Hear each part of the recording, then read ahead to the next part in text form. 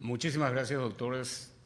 Hay tantas preguntas por Facebook y en el Zoom que yo me voy a permitir resumir en tres. Primero quiero leer lo que textualmente dice uno de los que está escuchando por Facebook, siguiendo por Facebook. Dice, la propiedad privada, no solo la tierra, dice, no es solo un derecho humano, es la piedra angular de toda nación que pretenda vivir en libertad y democracia, dice el Señor. Es más o menos un cierre y una concepción todavía más amplia del tema que estamos tratando. Y hay tantas preguntas y yo quiero pasar la primera, la siguiente para cualquiera de los panelistas. ¿Cómo se relaciona el derecho a la propiedad privada con el derecho a la propiedad ancestral, colectiva, de los pueblos indígenas? Esa es la pregunta. Voy a empezar yo porque es un tema sobre el cual opiné en su momento. Nuestra Constitución, a instancia de no sé de dónde ni de cuándo, se creó todo un capítulo dedicado a los pueblos indígenas, dice nuestra Constitución, ancestrales, efectivamente. El hecho de pretender por Constitución proteger su forma de vida, si era comunitaria, que siga siendo comunitaria, no tengo problema ahí. Donde tengo problema con la Constitución es que impone esa forma de vida. O sea, no le permite a través de una asamblea de tribus o lo que fuera, decidir ellos cambiar su forma ancestral por el sistema de propiedad privada. ¿Por qué? Prohíbe, hipoteca, prenda, o sea, todo lo que la sociedad paraguaya tiene una constitución que protege la propiedad, creó una especie de cascarón donde dice, usted va a ser indígena con esta forma, uno lo puede transformar. Entonces, ahí me pareció a mí un imperialismo tan fuerte, malentendido. O sea, queriendo proteger a los pueblos ancestrales, se hizo una redacción tal que los condenan definitivamente a hacer. Yo prefiero aquello que diga, ok, si ustedes deciden, yo te voy a proteger. Pero si alguna vez quiere insertarse, quiere crédito o lo que fuera, cambie su forma de propiedad a la que rige todos los paraguayos. O sea, crear dos tipos de sociedades peligrosísimo, peligrosísimo. Y ese es uno de los capítulos peligrosos en nuestra Constitución. Gracias. Realmente es un tema muy sensible por una parte, pero debemos considerar también que la mayoría de nuestra gente fueron recolectores y no productores.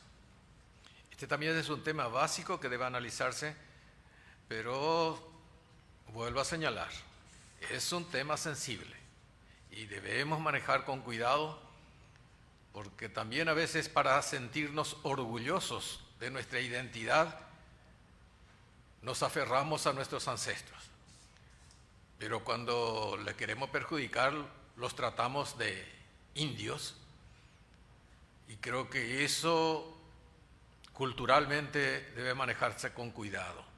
Somos paraguayos y los indígenas son nuestros ancestros, y en ese contexto creo que adhiero a lo que dijo el doctor, que precisa de ciertos acomodamientos para la vida cultural y la vida social de los indígenas. Si los apartamos como etos o como guetos, eso sería tremendo. Pero alguna modalidad debe idearse para que conformemos una sociedad integrada y pluricultural. Yo creo que si nosotros le damos derechos preferenciales o distintivos a cualquier grupo, como lo estamos haciendo lamentablemente con los indígenas, estamos cometiendo un grave error. Un error tan grave que lamentablemente, y yo suelo ver en la calle a los niños, a las niñas, que están ahí imitando una serie de conductas, la de sus padres, la de su tribu, la de su etnia, en la que le convierta a esos pobres niños, a esas pobres niñas, en ciudadanos o personas de segundo o tercer grado. Es decir, sin ningún tipo de mejoramiento en sus condiciones de vida. Un círculo perverso, vicioso. No puede ser, y esto está alentado por el populismo de algunas personas, por el cual uno se va por la calle y ocurre que te cierran un grupo de 3, 4 personas, 5, a lo sumo a veces son más, y ocurre que vos tenés que desviarte porque sencillamente ellos cerraron la calle. Entonces yo me pregunto, ¿dónde está el concepto de la igualdad ante la ley? Los indígenas, a quienes desde luego tenemos que respetar sus tradiciones, yo eso creo y estoy absolutamente convencido de que hay que mantener las tradiciones y las costumbres, pero no se pueden mantener a expensas de los derechos de los demás. Entonces, ¿los indígenas son paraguayos o no son paraguayos? ¿Se rigen por su propia ley o se rigen por la Constitución? Pues deberían regirse por la Constitución, porque el ejemplo que se le está dando, repartiendo tierras, repartiendo víveres, con el aguijón umbilical allí de los políticos que utilizan el sentimentalismo, lamentablemente, para vivir y sacar dinero a expensas, especialmente, y a mí personalmente me duele mucho ver a los niños y a las niñas en esa situación, pero de absoluta precariedad. No tienen conocimiento de lo que es una escuela, lo que es sencillamente estudiar la primaria, por decirlo menos. En consecuencia, estamos ante una situación que realmente pinta de cuerpo entero el populismo en que hemos caído y en la violación de la igualdad ante la ley.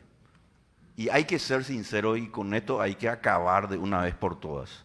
Señores, todos los paraguayos somos iguales ante la ley y esas familias, en especial los niños y las niñas, tienen que ser protegidas, tienen que estudiar, tienen que tener el sentido de laboriosidad y desde luego nunca hay que desapegarlo de sus tradiciones y costumbres, proteger sus idiomas, etc. Eso no hay problema porque forma parte finalmente de la cultura. Pero otra cosa es mantenerlo como así. Ahora los vemos descalzos, siendo utilizados prácticamente como una fuerza, lamentablemente, porque son unos cobardes. Son unos cobardes estas personas que hacen esto con los niños y las niñas. Y ocurre que el cacique, según muchas veces sus tradiciones y costumbres, tiene derechos sobre la niña que empieza a ser adolescente. Entonces yo me pregunto, ¿qué clase de derecho es el que nosotros estamos practicando? ¿Dónde está la igualdad ante la ley? ¿Por qué el cacique tiene que tener derechos sobre una niña? Y algunos quizás sobre un niño, ¿verdad? A los 12 y 14 años, y ocurre que, de acuerdo a las legislaciones que ellos tienen que regirse por sus normativas saliéndose del ámbito constitucional. Ese es un tema que no hay que abordarlo con populismo, sino sobre todas las cosas pensar en los niños y en las niñas para que realmente tengan un mejor futuro.